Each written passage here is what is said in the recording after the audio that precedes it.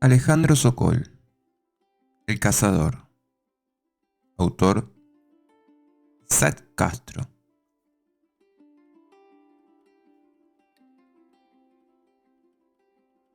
No hay duda de que es en esta producción discográfica cuando Germán decididamente asume el papel de cantante, ya no de vocalista alternativo. No solo interpreta más temas que Alejandro, sino que, afianzado en ese rol, se permite poner al frente de diferentes canciones muy disímiles entre sí, como el reggae transparente, la oscura rompiendo la puerta o la acústica y optimista Uva Uva. Por su parte, el Bocha contribuyó con su oficio y el temperamento al que nos tiene acostumbrados, y se apoderó otra vez de lo mejor de un álbum que no tiene desperdicios y que contiene algunas de las piezas más destacadas de la historia del grupo. Sin ir más lejos en ¿Para qué?, Sokol nos conmueve hasta la médula con una expresividad que da escalofríos. Apenas sobre una instrumentación minimalista, su particular registro se las arregla para crear la atmósfera de soledad e infinita incertidumbre que sobrevuela esa suerte de balada digital. Peor, un rock potente que recuerda las primeras épocas de las pelotas es otra muestra de su contundencia como juglar urbano. Con Pasillos ofrece acaso la performance de estudio más dramática y sentida de toda su carrera como músico. Tono perfecto para cada clima y la vertiginosa intensidad de un estribillo desesperante que, como pocos, ponen de manifiesto la clase de artista que era Alejandro. Más allá de que Sokol, al menos en lo que respecta a la colaboración creativa, no haya participado del modo en que habitualmente lo hacía y que comenzaban a aflorar algunos conflictos internos con sus compañeros de banda, la mayoría de quienes vivieron el proceso y el resultado de ¿Para qué?, afirman que fue el mejor disco de las pelotas, por el concepto, la propuesta, el sonido logrado y la calidad de las canciones, pero también porque refleja el buen momento que, en términos generales, atravesaba el grupo. Asimismo, se pudo editar un trabajo en el que todo había corrido por su cuenta y fue hecho bajo sus condiciones.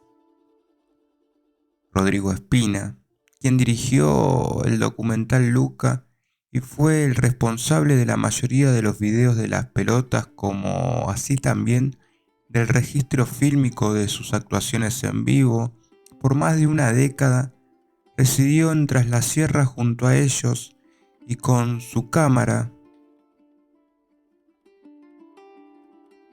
accedió a momentos de suma intimidad. Esto manifiesta acerca de ¿Para qué?, y de cómo transcurría la vida por esos días. Es el disco más esperanzador de ellos. Alejandro se había ido a vivir a Córdoba. Era un momento de optimismo total, menos merca, más tranquilo. Al principio, estar allá le hizo muy bien. Estábamos unidos. Éramos como 20 familias con una relación de vecindad muy importante. Nos reuníamos casi todos. Hemos compartido asados juntos. Nos quedábamos hasta tarde y él todavía podía venir. Incluso la primera versión de la letra de Menos Mal la escribimos una de esas noches Gabriela, Alejandro y yo. Ellos se entendían muy bien. El tema había arrancado para un lado y los había llevado hacia algo más romántico. Me hiciste escribir una historia de amor, ni loco la canto, decía. Lindas épocas. Después de ese periodo ya nunca habría podido estar toda una madrugada entera componiendo. Según el realizador, hubo un episodio bastante representativo y paradigmático que capturó la esencia de aquel momento, pero que tal vez también podría evidenciar la filosofía de vida de la banda, su posición ante el negocio del rock y las prioridades de su búsqueda estética. A la hora de elegir cuál sería el corte de difusión de Para qué y, por lo tanto, aquel que tendría su correlato audiovisual, tanto él como su socio Roberto Bonomo tenían muy en claro que el tema seleccionado por una sencilla y cruda cuestión comercial convendría que fuera rápido, pasatista y fácil de digerir. Sugirieron Para con la papa. Sin embargo, Germán y Alejandro entendían que debían salir con Para qué. Pieza que, aunque preciosa, hipnótica y de una melodía apabullante, desde una mirada estratégica, seguramente no se trataba de la mejor opción. No podíamos convencerlos, así que nos fuimos a comprar algo de comer para darles tiempo de que lo pensaran un poco. Cuando volvimos, eligieron el arte antes que la venta. Para ellos, esa era la canción, precisa el cineasta. Prácticamente, Espina desarrolló su carrera al lado de los Sex Sumo. Formé parte de las pelotas mucho tiempo. Me diplomé, aburrí y jubilé de filmarlos, confiesa. La relativa difusión que la música del conjunto tuvo durante buena parte de su existencia hizo que ese puñado de videos que la acompañaba tuviera también una repercusión moderada. Se los pasaba muy poco, por lo general, muy de vez en cuando y en ignotos canales, filmados con mínimos recursos, apelando más al ingenio que a lo presupuestario. Algunos de esos pocos clips de canciones de sus primeros discos son de antología, sobre todo por el carisma de Alejandro. Yo estaba increíblemente enamorado de lo que era Alejandro como actor. Era un placer estar con él. Me acuerdo el día en que se lo conté y se emocionó. Tenía la capacidad de emocionarse. Después ya no más, lo perdimos. Hay muchas anécdotas de hola, ¿qué tal? Yo hacía que comiera, de eso nos reíamos mucho. Costó un montón hacerlo. Por momentos se fastidiaba y llegó a ponerse violento. Yo tampoco tenía mucha experiencia. Filmábamos en un bar y la parte en la que tenían que tocar delante de unas 80 personas, Alejandro no quería hacerla. Cuando hicimos la toma de la caminata por Acoite y Rivadavia, me hizo prometer que después la iba a hacer yo. Lo bajamos de un auto, empezaba a caminar y en la siguiente cuadra lo subíamos a otro coche. Ese día, después de que terminó la jornada, se vino a dormir a casa. Filmar con Alejandro era fantástico. Podías estar siguiéndolo con la cámara y rendía siempre. El director de cine, que ininterrumpidamente estuvo al lado de la banda por más de 15 años, retrata el progresivo alejamiento del Bocha. Comparte su percepción personal acerca del estado anímico del cantante en el último tiempo y expresa cuál era su principal virtud como artista. Las pelotas son una familia y las relaciones de Alejandro no le interesaban a nadie. Tengo recuerdos de estar en el camarín, todos nerviosos por salir y verlo a él en la escalerita, con un grupo de amigos aparte. No quiero hablar mal de todos porque sería injusto, pero no le hacían bien. Le festejaban todo. Su salida de la banda se trató de una despedida anunciada y fue una gran tristeza. Pero el llamado del lado oscuro estuvo siempre. Pienso que Alejandro se quería morir desesperadamente. Se estaba suicidando a su manera, no se mancaba más la vida porque en los pocos momentos en los que bajaba a tierra, lo que veía no le gustaba, no daba más. La historia del rock está llena de historias como la suya. Era alguien que te hacía reír mucho y con quien podías darte lindos abrazos, pero que siempre estaba metido en su mundo de paranoia y sensibilidad. Es el cantante que más voy a extrañar en mi vida. Lloro por lo que era en el escenario. En muchas cosas, era el hermano menor de Luca. Ambos eran animales. Tenían algo que tienen pocos, y es que te cantaban mirándote a los ojos. Innegablemente, 1998 fue un año consagratorio para varias bandas de ese impreciso subgénero denominado rock barrial, que Las Pelotas integraba principalmente por la conformación socioeconómica de su público más que por su propuesta artística. Los Piojos revalidó su éxito de la temporada anterior con la edición de Azul, La Renga con su disco homónimo, luego del exitoso Despedazado por mil partes, se convirtió definitivamente en un conjunto de grandes estadios.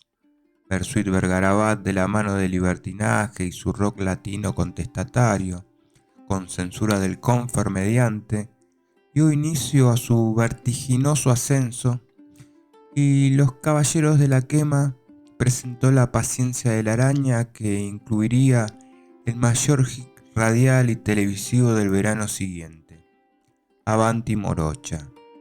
¿Para qué? Fue bien recibido por la prensa especializada y le permitió mantener cautivo ese público fervoroso que lo seguía de manera incondicional. Pero los ex Sumo continuaron con su bajo perfil, casi por fuera de los circuitos de difusión, algo que en un contexto donde la industria de la música era puro exhibicionismo y grandilocuencia, los volvía casi un fenómeno de culto. Se apagaba el último siglo del milenio y apenas un semestre luego de la aparición de ¿Para qué?, el grupo ingresó nuevamente al estudio con la intención de grabar todo por un polvo. Había sido un verano muy fructífero en cuanto a la composición, y la posibilidad de tener su propio espacio le permitía, sin ninguna presión externa, abocarse al armado de numerosas maquetas de las cuales, luego de una consensuada depuración, salió el repertorio que iba a registrar. Cada 2 semanas, los 3 integrantes de Buenos Aires, Gabriela, Gustavo y Sebastián, viajaban a Tras la Sierra con el fin de darle forma al álbum. Probablemente fue la primera grabación que, desde lo creativo, Alejandro transitó con un nivel de injerencia tan bajo. El crecimiento de Germán, tanto en la voz como en el ensamble de los temas, fue directamente proporcional a los vacíos que dejaba el Bocha. Su participación en el proyecto, más que nunca, estaba atada a su situación personal, que volvía a ser inestable. Esta disminución de su apellido en la autoría de las canciones y la reducida cantidad de aquellas en las que cantaba sería desde ahora algo cada vez más pronunciado e irreversible. Todo por un polvo. Jactel, que en el disco anterior había renovado por completo el sonido de la banda, ya como músico estable, tuvo en esta oportunidad un lugar aún más preponderante. La producción, en sintonía con el avance de la música electrónica dentro del rock y que, por ejemplo, tenía como principal antecedente a El último bondi a Finisterre de Patricio Rey y sus redonditos de ricota, se caracterizó por la notoria inclusión de samplers, secuencias y sintetizadores. Ese coqueteo con las máquinas en plena transición de lo analógico a lo digital indudablemente tenía que ver con el cambio de época. En nuestro país desembarcaban las llamadas fiestas rave y los DJs devenidos en estrellas comenzaban a ser considerados artistas musicales. Todo por un polvo emergió allí, y otra vez con justa razón. Muchos creyeron que 1999 sería el año de las pelotas. A diferencia del introspectivo para qué, poblado de climas lentos y letras reflexivas, todo por un polvo es mucho más enérgico y su poética apunta a los dardos a los dirigentes de turno. La concentración del poder, la cultura mediática y la excesiva mercantilización del arte, una problemática a la que siempre estuvieron atentos y criticaron con dureza. Versos como poderosos, gesticulando ante la cámara, rock and roll artificial de peces o escuchás basura en tu auricular, parece grandioso, pero es todo igual, de combate. Ya daban cuenta de ello en álbumes previos, con los rankings, denominados por las cadenas de video en TV y la avanzada de los grupos pop que a finales de los 90 se multiplicaban a un ritmo frenético. Da Funcho halla en ese proceso de farandulización las razones por las cuales su sexto trabajo priorizó la rabia y el enojo. En este disco es como si reaccionáramos ante varias cosas, porque me pone muy mal ver a dónde va la música. Los grupos, terminamos todos pensando en el marketing, imagen y la música medio que se está relegando, pero no la música genial, la gran vuelta de acordes, sino la música visceral, la parte etérea.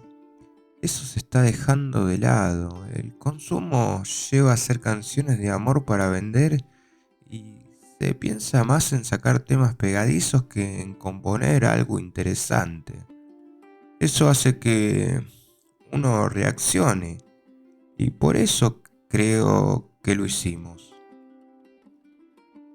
Otro de los motivos de haber producido un álbum así, quizá tuvo que ver con el hecho de que mientras terminaban de grabarlo se engendraba el triunfo de la Alianza, un supuesto frente opositor a la dupla candidata del Partido Justicialista, Eduardo Duhalde y Ramón Palito Ortega, fruto de la unión entre el radicalismo y el frepaso, que pese a prometer austeridad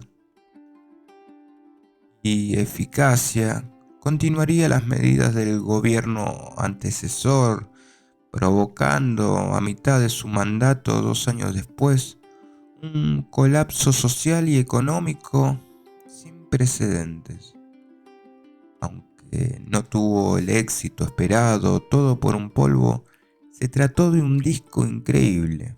El sonido, los efectos, las tan temidas máquinas que los fanáticos más ortodoxos vaticinaron como un seguro paso en falso, se complementaban de una forma fabulosa con ese audio de guitarras y melodías heroicas que luego de una década de batallas era inconfundible y sobradamente original.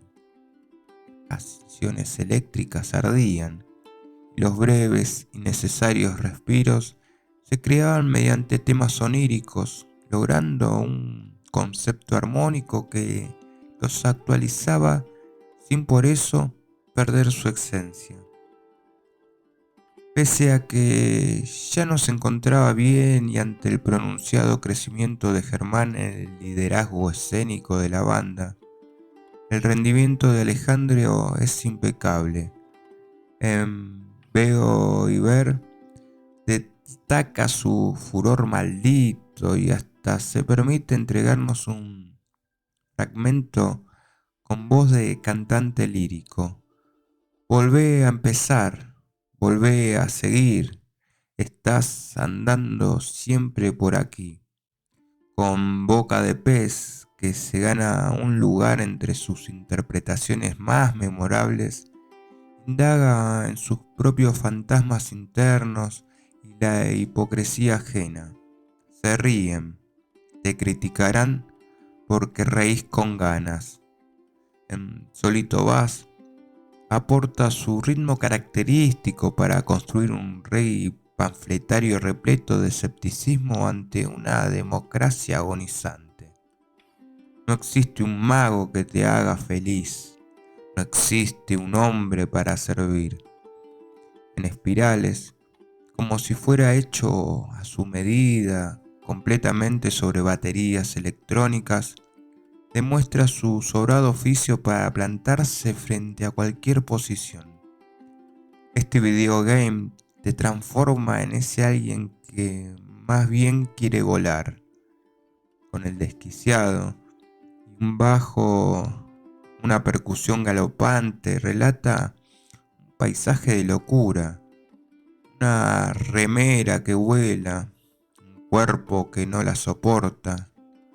En Gusanos esboza su falta de confianza ante un mundo cada vez más individualista.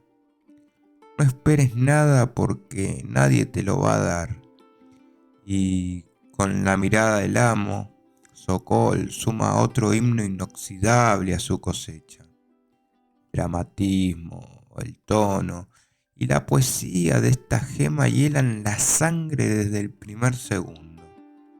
Me agarré de tu mano, me dejaste caer, yo te hubiera salvado. El estreno de Todo por un polvo fue con 2 fechas en cemento.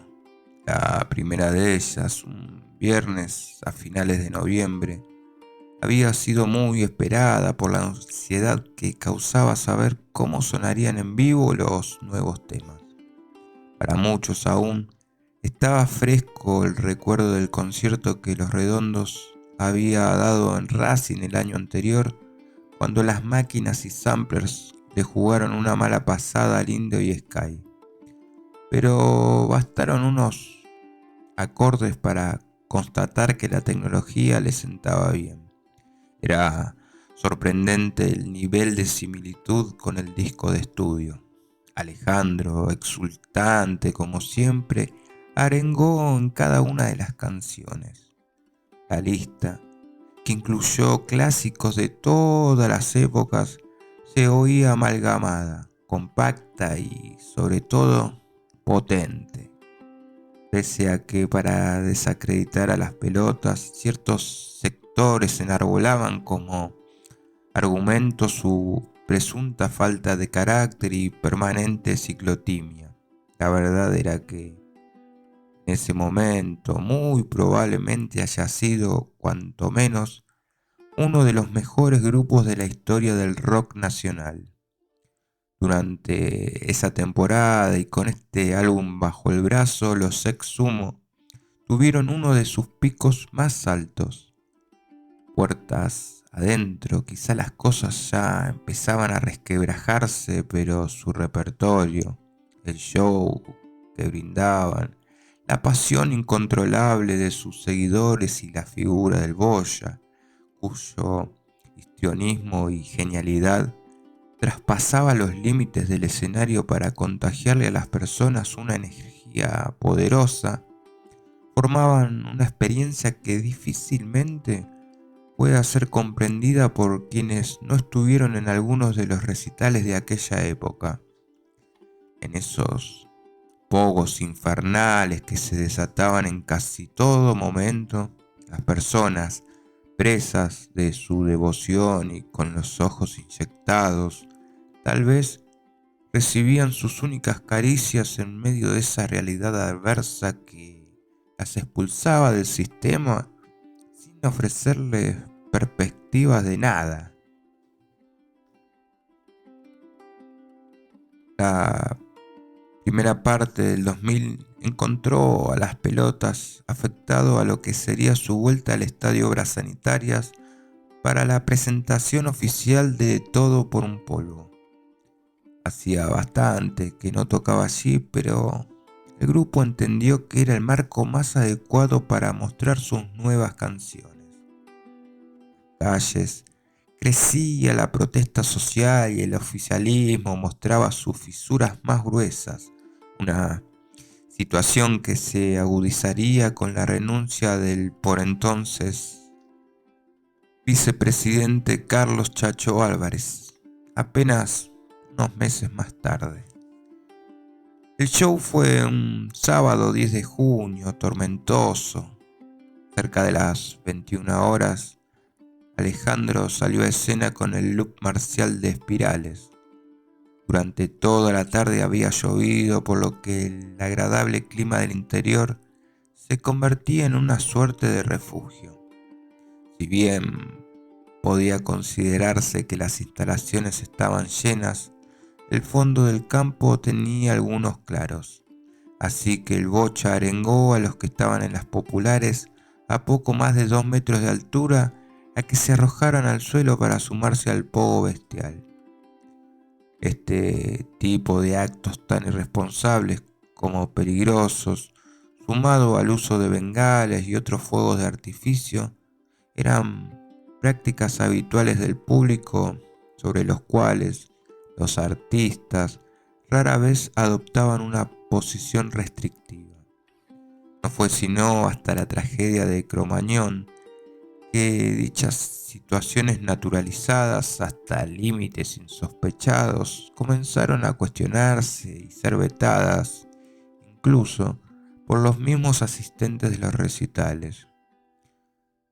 Pero ver a la gente durante un recital de las pelotas era un evento en sí mismo, por momentos conmovedor. Esta fue una de las crónicas del celebrado show. Noche en la ciudad, sábado, estadio de Obras, repleto. Afuera frío y agua, adentro calor y agua.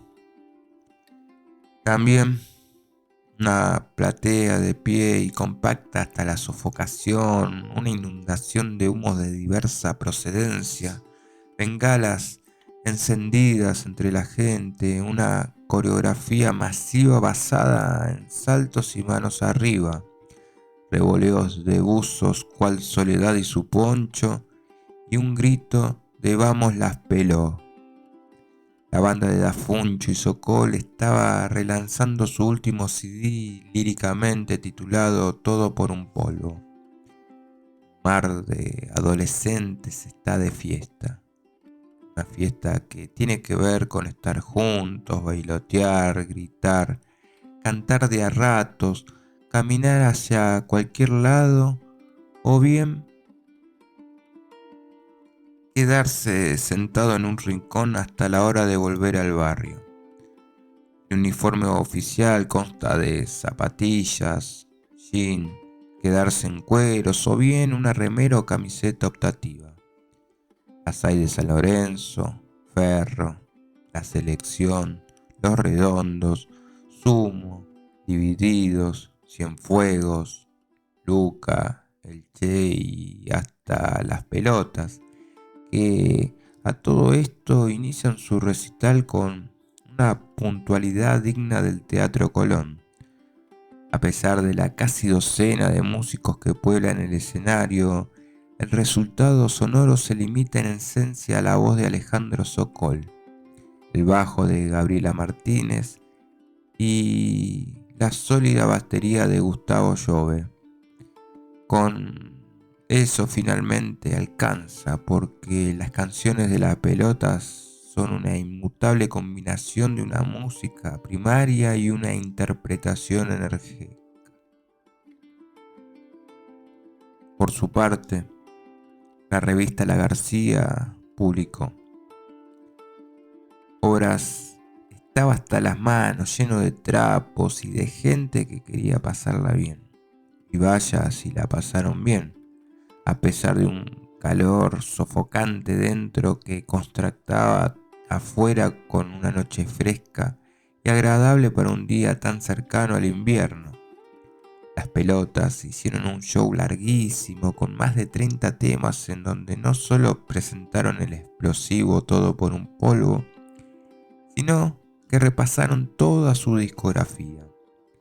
Se trató de una verdadera fiesta para los fans y musicalmente fue la confirmación de todo lo que las pelotas viene haciendo desde hace años en los escenarios porteños. Una banda de rock cuya fuerza está en las canciones más que en su potencia y que encuentra en la variedad de ritmos y climas su contundencia.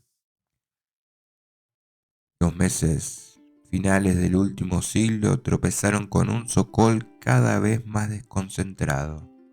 Su inestable vida privada, que pese a todavía residir en Córdoba, guardaba muy poco de la tranquilidad de cuando había llegado, repercutía directamente en su rol como músico profesional. Los problemas que debía enfrentar le quitaban toda su energía y valioso tiempo. Sus escapadas a Buenos Aires se hicieron cada vez más frecuentes y esos esporádicos recitales que brindaba de manera solista amenazaban con tomar forma de proyecto paralelo. Asimismo, su economía personal a menudo entraba en crisis. Una noche se dio cuenta de que no tenía dinero para regresar a la provincia serrana, por lo que debió organizar un concierto relámpago con Tito Fargo y el Piojo Ábalos. Hizo esa fecha en Hurlingham porque no tenía guita para volverse a Córdoba. En realidad, fue una zapada con amigos, aclara Daniel Joaquín, quien fue el bajista de esa fecha tan particular. El músico, antiguo integrante de Los Niños de Dios, otra legendaria banda de la zona de principios de los 90, acompañó al Bocha en varias ocasiones. Como me pasaba con Pepe Luis, con Alejandro tenía una química muy especial. Lo conocí en el registro civil de Hurlingham. Él estaba preocupado debido a que no sabía si le iban a renovar el documento porque era la octava vez que lo perdía. Pues compartimos algunas fechas con los Niños de Dios y también pasé tiempo con él en Nono, cuando fui a grabar con Cabeza de Chola. Y Alejandro siempre fue muy libre de disfrutar, hacer lo que le parecía.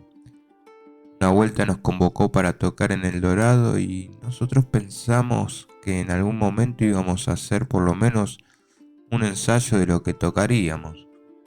Por supuesto eso no pasó y además se olvidó de la fecha. Por suerte alguien lo llamó y llegó sobre la hora. Subimos a tocar temas que nunca habíamos hecho y eso fue toda una experiencia porque había que estar ahí con los pantalones bien puestos. Esa cosa vertiginosa que para otros quizá no significaba mucho, para nosotros sí significó por los nervios que se viven en un momento así. Pero me resultaba muy atractivo que se tirara a la pileta con cosas que no estaba muy seguro de saber y que le encantaba resolverlas en el aire. En la mitad del show por ahí te cambiaba la lista y esa vorágine era genial ya que te obligaba a tener velocidad rítmica. Si alguien se equivocaba, se reía.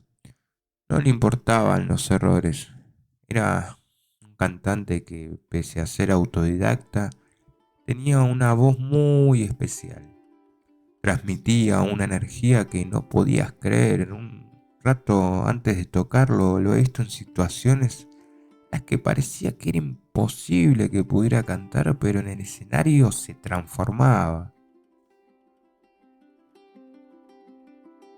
Con la intención de que los nuevos seguidores conocieran la trayectoria de la banda y abrir una puerta para el mercado de los países limítrofes. En ese último semestre de 2000, Las Pelotas editó un compilado con canciones de toda su discografía. La novedad fue que grabaron nuevas versiones de Corderos en la Noche y Bombachitas Rosas, dos gemas de su primer trabajo y que se hallaba próximo a cumplir una década. A su vez, pese a la crisis financiera que azotaba al país, en lo que restó del año hubo varias presentaciones. Dos de estas fechas fueron en su ciudad natal, Hurlingham. Primero actuaron en Virnalisi, un local inaugurado por Richie Márquez, un actor devenido en empresario de la noche que fundó uno de los espacios más emblemáticos de la zona oeste, el Galpón. Este nuevo emprendimiento, bautizado como la canción de Sumo, incluida en Llegando a los Monos, trató de recuperar la mística de su otra creación mediante una fuerte inversión en materia edilicia y una grilla que, en sus primeras semanas, incluyó algunos de los nombres más representativos del rock en esa época. Así bandas como Los Cafres, Bersuit, Capanga, Almafuerte y La 25 desfilaron por ese reducto en el que apenas cabían unas 400 personas, pero que, mientras estuvo abierto, sin duda fue uno de los lugares más concurridos del conurbano. Los shows en Virnalisi fueron muy calientes y hasta tuvieron por exquisitos momentos la espontaneidad de un ensayo. Para subir al escenario, Alejandro pasó caminando entre la gente, saludando uno por uno y agradeciendo el cariño de todos. Germán y Tomás apelaron a su oficio y rescataron su costado más punk y rabioso, reflotando viejos clásicos de la primera época. El Bocha tenía un excelente humor, hacía bromas a los numerosos conocidos que le gritaban cosas, dedicaba a todos los temas que podía y se ruborizaba cuando la ovación del público equiparaba el volumen de los amplificadores. Apenas un mes más tarde, justo antes de Navidad, volvió a su barrio, esta vez al Club Defensores de Hurlingham. El concierto, que contó con los locales Cabeza de Chola como conjunto invitado, prácticamente no tuvo difusión, pero fue muy festejado, en especial por quienes añoraban aquellos tiempos en el circuito under. Por ese entonces, los idílicos pueblos cordobeses que albergaban apenas un puñado de edificaciones y garantizaban un ritmo de vida apacible en franca armonía con la naturaleza, ya no podían contener a Alejandro. Esa rutina familiar que supo equilibrarlo y traerle paz a sus impulsos más frenéticos, habían cedido ante viejos hábitos, nuevas amistades y demasiado tiempo lejos de aquello que realmente le hacía bien y valía la pena. Su comportamiento en Buenos Aires no era el más apropiado y Lila, tarde o temprano, de algún modo, se enteraba de ciertas situaciones que al principio y en pos de ese amor infinito que sentía por él, siempre toleró, pero que ahora se volvían insostenibles.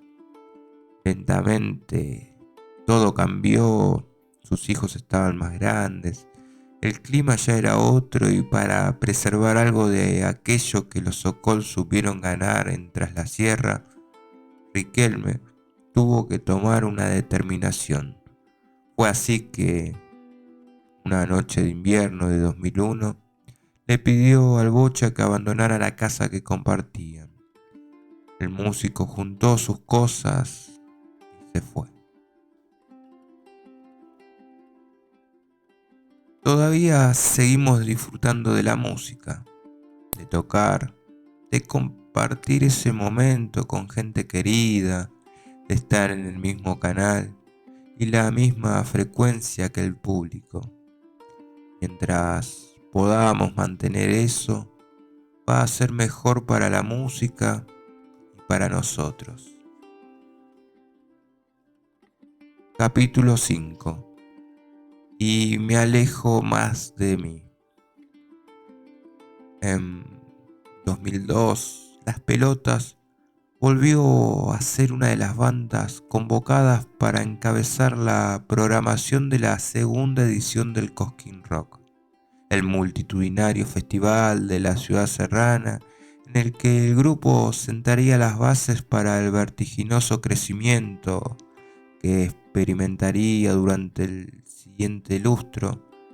Sus giras por el interior del país, que muchas veces incluían pueblos inhóspitos o a la que rara vez visitaban músicos destacados, comenzaron a dar sus frutos. La Plaza Próspero Molina, los ex Sumo eran tan aclamados como cualquiera de los otros artistas que, a diferencia de ellos, gozaban de mayor publicidad, difusión y convocatoria.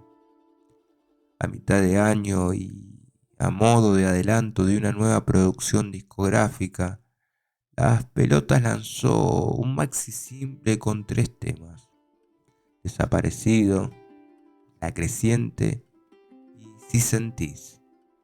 El álbum se terminó unos meses después y ya no quedaban dudas de que Germán se perfilaba para asumir el rol de voz líder. Alejandro no participó en la composición de varios temas, comenzó a faltar a los ensayos y su disciplina en un momento en el que el grupo se había tomado en serio eso de ocupar su lugar dentro de la escena del rock argentino. Era cada vez más irregular. Las discusiones se hicieron frecuentes y hasta se volvió habitual que dieran notas sin Sokol o que realizaran sesiones fotográficas sin su presencia, y pese a que se empecinaron en desmentirlo, el clima de armonía interna comenzó a despedazarse y el cantante se aisló de los demás. Por, por esa inestabilidad que en varias ocasiones puso en duda su continuidad en el proyecto, con diferentes niveles de intensidad, fue una constante en la vida profesional del Bocha. Así lo confirma Leandro Carrizo, stage manager del conjunto por más de 20 años. Tras trabajé en Las Pelotas, nunca se supo si renunciaba o si se iba. Siempre había dudas. Desaparecía 6 meses, venía con 5 o 6 canciones y seguía. Todo dependía de Alejandro, si venía o no al estudio. El tipo no aparecía, ya no iba a ensayar, nada. Después aparecía. Yo estuve en grabaciones donde él no estaba y Germán, a la hora de hacer sus partes, lo trataba con un respeto absoluto. Siempre estuvo la amistad. Al final prevalecía la banda.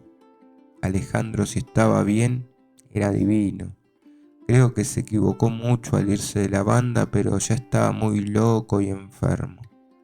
Antes era todo más fresco, jugaban al fútbol en los ensayos, se cagaban a pelotazos. Después todo eso desapareció. En el último tiempo él tenía camarín aparte y estaba su club de fans por un lado y el de las pelotas por otro.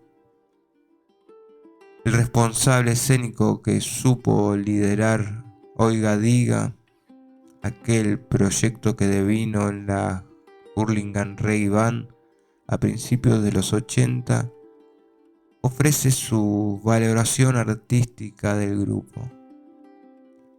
Lo primero que escuché de ellos fue La Vaca y el Bife y me explotó la cabeza. Después Shine, Brilla, me encantó. Alejandro siempre me gustó más como frontman que como cantante. Su personalidad trascendía el cantar bien o mal. Metió unos cuantos éxitos soul, convirtió temas en hits. Pelotas hicieron muchos y buenos discos. Como el primero no hubo, por la calentura, Máscaras. Es muy bueno. Ahí debe haber sido que se sentaron a producir y no a tocar 10 temas. Todavía no se había extinguido el fuego tras la anticipada salida del presidente Fernando de la Rúa, que dejó decenas de muertos y la crisis económica acechaba al pueblo.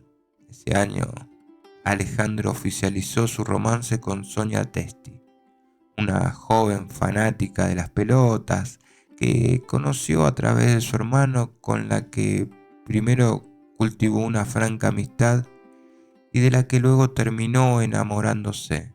Él le doblaba la edad, pero eso no importó para que tuvieran una relación apasionada, intensa y tempestuosa.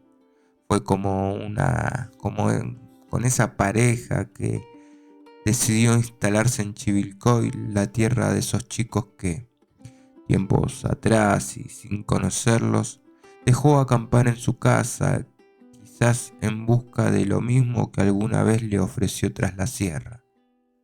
Pero la fantasía duró menos de un año. La pasaron mal. Inconvenientes económicos, problemas domésticos y hábitos nocivos hicieron de esa convivencia un auténtico calvario que precipitó su regreso al Gran Buenos Aires. Daniel Donadío, Dona, para el ambiente del rock, revela cómo se produjo el desembarco del Bocha en esa nueva ciudad. En realidad, él ya venía desde antes. Cuando cobró plata por los shows que dio con los Rolling Stones, se compró un Renault 12 y se vino a pasar una semana acá. Después volvía cada tanto hasta que un día llamó y me preguntó si no podía venirse a vivir. Yo no tenía problema, así que le fui buscando un lugar y encontré una casa. Vino, se instaló, hizo muchos amigos, tocaba en algunos barcitos. Cuando tenía plata, tenía. Y cuando no, no le importaba. Una masa. Donna empezó a seguir a las pelotas a comienzos de la década del 90, cada fin de semana, algunas veces con amigos, otras con su novia, y hasta incluso solo se las arreglaba para llegar a Buenos Aires y ver al grupo, por entonces habitué de arpegios. Como prontamente su rostro se hizo conocido, Timmy Marker le ofreció hacerse cargo del merchandising, por lo que se volvió una costumbre encontrar a Donna a un costado de la barra de cemento, a cargo de una mesa en la que se exhibían discos y remeras de la banda. Nunca cobró por ese servicio, siempre lo hizo por su fanatismo hacia los exhumos. Una vez concluida su tarea, le entregaba lo recaudado al manager. Le daba la plata a Timmy. Yo no quería nada. Si bien el ambiente era denso, fue una muy buena época, afirma. Desde entonces Donna estuvo cerca de Sokol y esa relación tuvo mucho que ver con la decisión del músico de afincarse en esa ciudad. Supuestamente nos estábamos recuperando, tipo en rehabilitación, y los dos íbamos a estar tranquilos. Pero ni bien se vino a vivir, al otro día ya me estaba buscando. Una mañana me llamó Sonia, su pareja de ese momento, para decirme que el bocha no estaba bien y que faltaba poco para que llegasen unos periodistas de Clarín que viajaban para hacerle una nota importante. Lo pasé a buscar con el auto de mi hermano y empezamos a dar vueltas. Un amigo nos regaló una botella de vodka y nos pusimos a tomarla. La cosa es que volvimos 4 horas después e imaginate el estado en que habríamos caído. Por eso el título de la entrevista fue "No soy ejemplo ni para mis hijos". El viejo era muy sincero, frontal y de carácter bravo, pero muy buena gente. Pese a que Sokol convivía con su novia, era Donna la persona quien buscaba el entorno del músico cuando necesitaba dar con su paradero. Todos lo llamaban a él. En una ocasión, Las Pelotas programó un recital allí mismo, en Chivilcoy, y Alejandro no estaba. Se acercaba la hora de comenzar el show y aún no había ninguna noticia suya, hasta que, minutos antes de que el grupo saliera al escenario, apareció el bocha que llegaba desde Mar del Plata, a donde había decidido ir a ver a unos amigos. Nueva ciudad, Alejandro respondió algunas preguntas a un cronista que viajó hasta allí tras fuertes trascendidos según los cuales peligraba su permanencia en la banda. ¿Tus shows solistas son un pasatiempo o el comienzo de algo? En un momento decidí ponerle fin momentáneamente a mi carrera solista. La idea era componer material para mechar con los covers que acaparaban casi todo el set. Pero al final seguí. Igual no le doy importancia a mi brillo personal. Lo mío es las pelotas, aunque a veces me presente solo. Lo hago para divertirme un rato y para que mis amigos ganen cartel cuando me nombran. Entonces, ¿nunca pensaste en una carrera solista formal? Sí, más que nada por el lado acústico, pero no me preocupa hoy. ¿En qué está el octavo disco de Las Pelotas? Estamos ultimando detalles. ¿Cómo es? Diferente a todos los otros. Poderoso, raro, loco. Hay mucho material atípico. Va a ser muy significativo para la carrera del grupo. ¿Es cierto que estuvieron a punto de separarse? Tenemos problemas como todo el mundo y es cierto que estuvimos un tiempito dispersos, pero nunca se habló de separación. La confusión surgió por una equivocación del dueño de un boliche que nos promocionó mal. Es una gilada pensar en eso. Después de tantos años de carrera, ¿están conformes? Seguimos haciendo lo que nos gusta y disfrutamos un montón de eso. El hecho de que el camino haya sido más lento y menos vislumbrante que el de Divididos realmente no me preocupa. Seguimos siendo una banda luchadora. ¿Son tan independientes como al principio? Seguimos siendo iguales. Es el camino que elegimos y no nos vamos a correr justo ahora. Nunca una concesión, jamás. En sumo, tocaste varios instrumentos. Las pelotas, además de cantar, tocas la guitarra. Lo que más te gusta hacer. Me gusta tocar todos los instrumentos, pero estoy muy lejos de hacerlo a la perfección. Solo puedo defenderme dentro de mi estilo. Lo mejor que hago es cantar. ¿Qué opinas de la consecuente negativa de Moyo y Arnedo para ceder derechos de las canciones de Sumo? Lo que hayan hecho ellos respecto de Luca no es algo que me incumba. Me importa lo que hago yo. ¿Te gusta Divididos?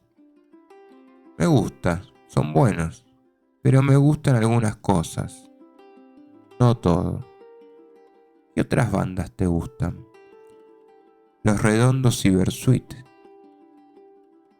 Cambio para vos después de los cacerolazos de diciembre del 2001.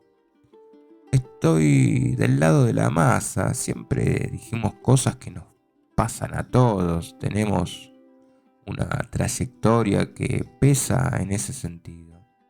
Y no podemos pasar desapercibidos frente a eso. ¿En qué cambió tu vida desde que te mudaste a Chivilcoy? En mucho. Chica nueva, hermosa vida. Tengo la tranquilidad que en Buenos Aires jamás pinta. Lo demás es personal. ¿Qué se diferencia de Nono? Son lugares parecidos.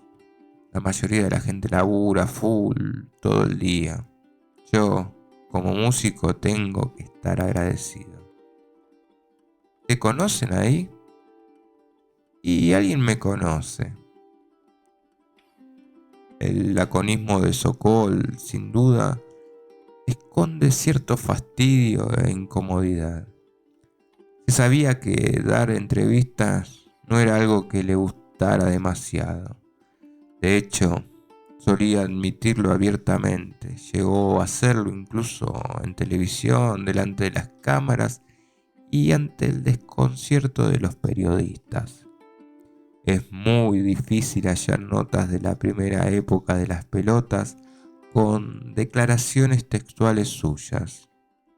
Existen cuantiosos reportajes de los que ni siquiera formó parte.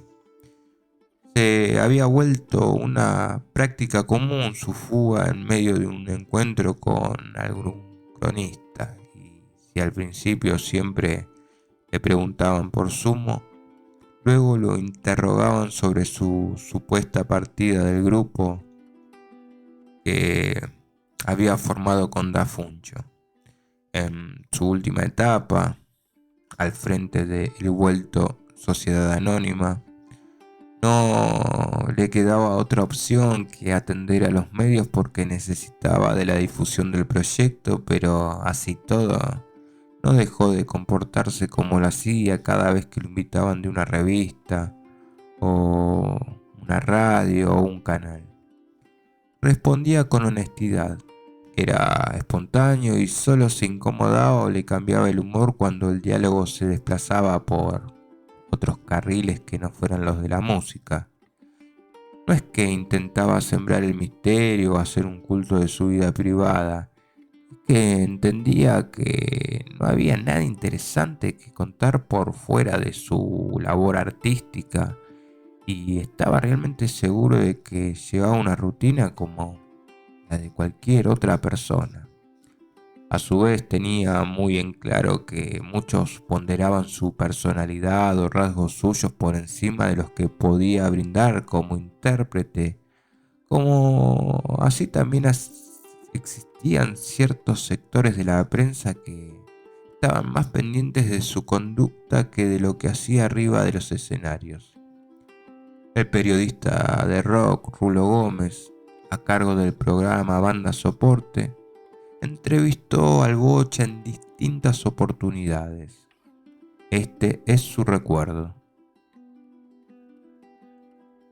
En vivo, Las Pelotas era una banda que tenía momentos diferentes en el mismo recital, con canciones potentes, rockeras y baladas.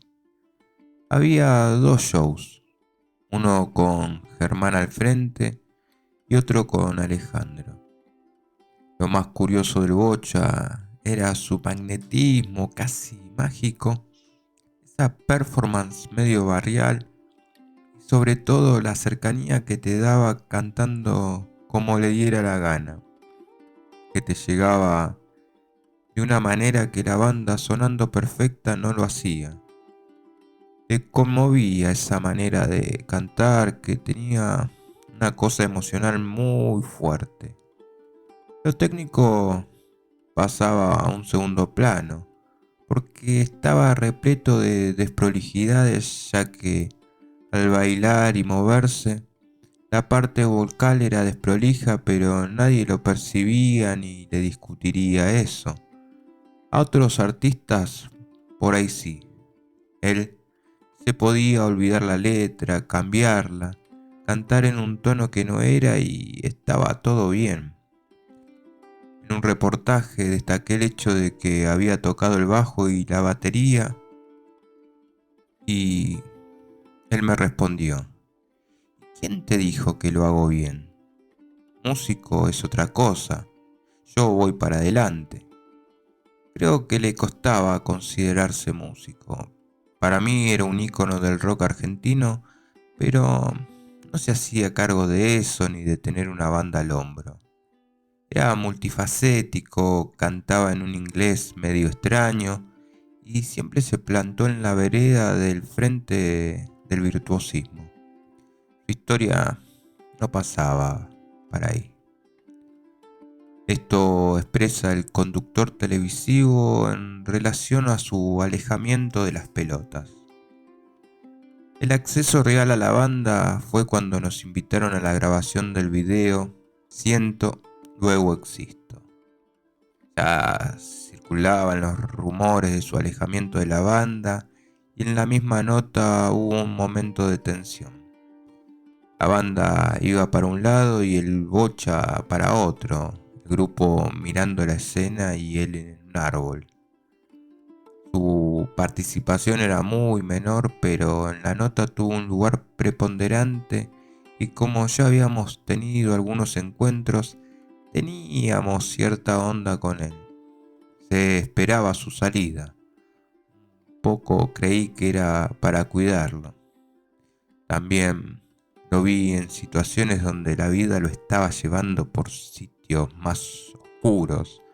Al principio parecía que era una pausa con la puerta abierta para volver cuando estuviera mejor, pero cuando pasó cierto tiempo quedó claro que era una cuestión definitiva.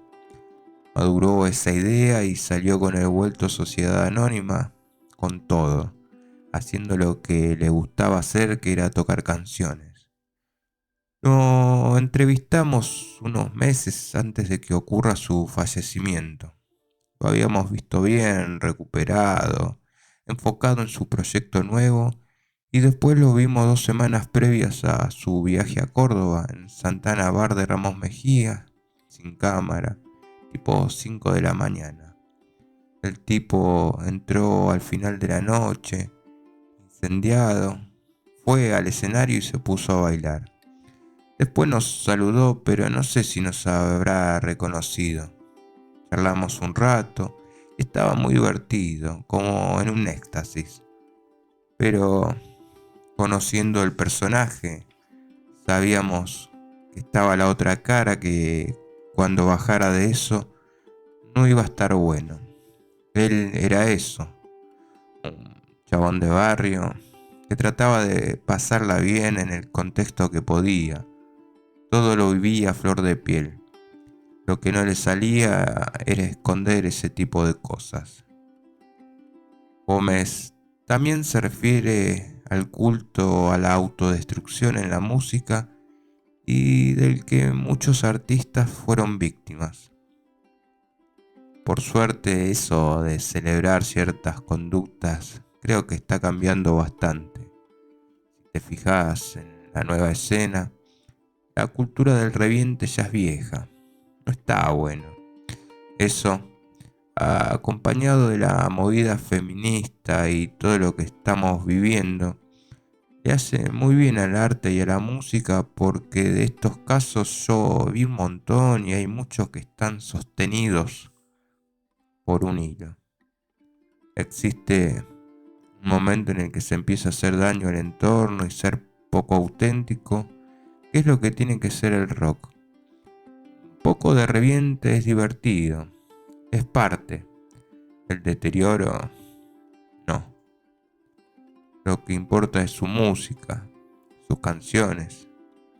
Y en ese sentido me parece que mi tema preferido es Shine, Brilla. Como la cantaba e interpretaba, me gustaba la cosa esa de bien desde abajo, desde el sufrimiento, y que después llega esta cuestión más luminosa. Representa lo que era el tipo, nunca se olvidaba de esas raíces. Supo estar en lo más alto de la escena sin perder eso. Era lo más particular de él. Estuvo al frente de una de las bandas más importantes de la Argentina y fundó una de las más icónicas e influyentes, siendo un pibe de barrio.